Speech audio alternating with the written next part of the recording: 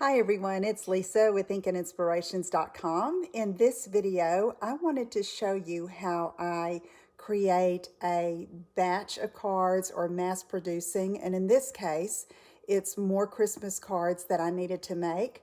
I'm using all one design, a simple design, so I wanted to share that with you in case it may be of some help. So let's get started. Okay, this is the stamp set I decided to use, and I'm using this verse right here.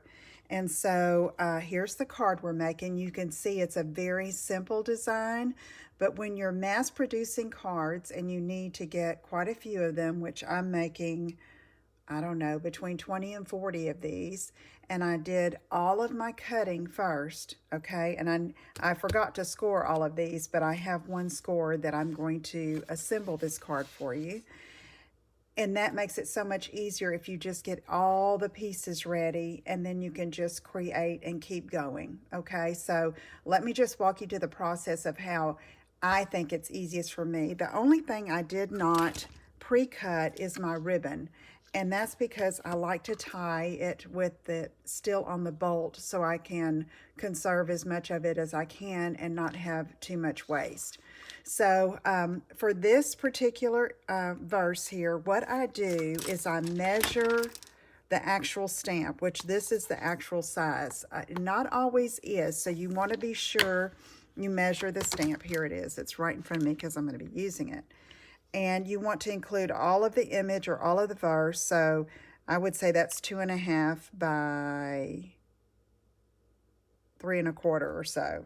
So I ended up cutting it, the piece for the verse, 1/4 of an inch larger, 2 3/4 by 3.5. And that's how I decide. So you see I have a stack of that. I wanted the designer paper to run the length of the front of the card, and I did mine a portrait style card, but with a tent fold at the top, because I think this makes it such a beautiful presentation if it's being displayed, or some people hang their cards on a piece of twine, okay, or ribbon. And so I just decided to do it with this style. So this runs top to bottom, okay, and I ended up cutting it 3 inches wide. Why? Because I can get 6 pieces out of one 12 by 12 designer paper. Okay, I cut it 3 inches. But then I wanted some kind of a border to separate it a little bit from the background. So I just got some gold foil. In your case, you can do this design with any paper you have, any image you have, okay? So I decided to border each side of the designer paper. So what you would do is to get your designer paper and then choose one of the contrasting colors that would set it off from whatever your background is. So this is Night of Navy, so I chose a Night of Navy base. Gold, I have gold foil, and I'm going to border each side. I cut these at 6 because sometimes my cutting may be just a hair off, and if I do this and glue it on, which you'll see me do in a minute, I'm just going to trim off the excess, okay? So I have that. I cut all of these strips at 1/2 inch. Even though maybe just 1/8 is going to show, I still want to have some that can hold on to the back of the designer paper, where I can put like just a line of glue there and glue it on, okay? So let's go ahead and put one of these together. So ideally, what I would do is stamp all of my images first. Now, for the sake of the video, I'm just going to do one, but when I am finished with the video, I will probably stamp all of these pieces so that those are ready to go at assembly time. And you see I'm not using any punches, any dies. This is just something to do if you need a lot of cards in a short amount of time, okay? I have this one color ink here, and I'm going to ink this up. Check your stamp to make sure you don't have any going around the edges. Then I'm going to line it up, so you can still see that, I believe, on that line going across my desk. And then center it on the cardstock and stamp. And there we go. Okay, so I would do that with this whole stack, and those would be ready. So I'm going to move that out of the way. Now, since I'm using my ink already, I'm going to go ahead and stamp what I'm wanted for the inside of the card. So I have a 4 by 5 1/4 piece of Very Vanilla, which is what this color is. And let's see my card. Let me show you what I did. I just kept it simple. Glory to God in the highest is going on the inside. Again, in that same Night of Navy ink. Now, this is being recorded ahead of time of the actual premiere, so I am not sure exactly what products are available or not available at this time. But the purpose of me doing this video is to show you how you can do this very easily and methodically and be very productive in how many cards you create. Okay, so I'm through with the ink. So guess what? I'm putting it up. All right. So now I have my 4 1/4 by 11. It's scored at 5 1/2. I'm going to burnish it with my bone folder. And you could also do all of that ahead of time. Score, burnish it, and like that. These are ready to go. Let's go ahead and put the inside in. And now you could embellish this more with a strip of designer paper or a strip of gold. I'm keeping it simple where it can just be signed, okay, or a sweet message. Okay, so now we have that.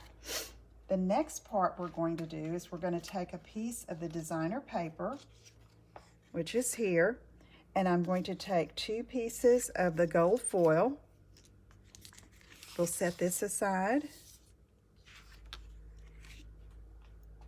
Let me keep my card in front of me for reference.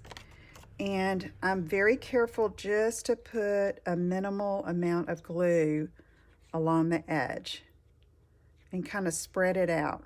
The foil doesn't take kindly to adhesive, but I find that this liquid glue is much easier to use than anything else on this. So I'm going to just slip this behind and slip it behind and put this on here, and I'll let it set for a minute, and then I'm going to go to the other side. All right, let's see. Do this, and I try to match the width that I have on each side. Now, each card may be different, but I try to get it about the same on each card. So there we go. That was easy. I will say leaving that extra length gives you something to handle too a little bit. And so I'm pleased with how that turned out. So now what I'm going to do is take my paper snips and just trim off. And I try not to get any of the designer paper, but sometimes it slips in there. Now, this gold foil was in my drawer, and it's got a little bit of a bend in it. It's been there for a while, but that's fine. It's glued behind there, and you can still see that gold accent, and the little bend in the paper is not going to hurt anything. So there we have that. Now, some of you may think, that's an extra step. Why don't you just cut it 5 1/2? Because sometimes, like I said, it may be a little short, and I don't like how that looks. I'd rather have it a little long and trim it off. It's just a personal preference thing, okay? All right, so now this is going to glue right over top, just like that. So I went back and forth with what color to use here to stamp the sentiment. I had thought about using a lighter blue, but I did not like that. And so I got out the vanilla. I went, this is it. Oh, I love it. Okay, so there we go. Now, here's my ribbon. Now, this ribbon has been sold out for so many times. I don't know if it's still available or not, but it's gorgeous. It's so pretty. Okay, so I'm just moving this a bit.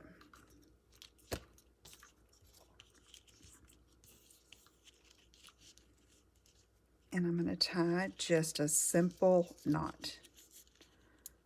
I need a little bit more ribbon. See why I don't cut it? I'd rather have it on the bolt and I can pull more out, or just roll some back in if I don't need as much length. Okay, so there we go. And the glitter shows through on both sides, so you don't have to worry about turning it over. But you can use whatever ribbon matches your designer paper. Just trimming just a bit there. Move that so the knot is center. And now we're going to glue this whole piece onto the front. Okay? So again, you could use this design with anything for any occasion, but I like it, especially with this stamp set. But you could use an image or whatever in your neutral there. So I'm centering it side to side there, just eyeballing it. And then I have some of these stars.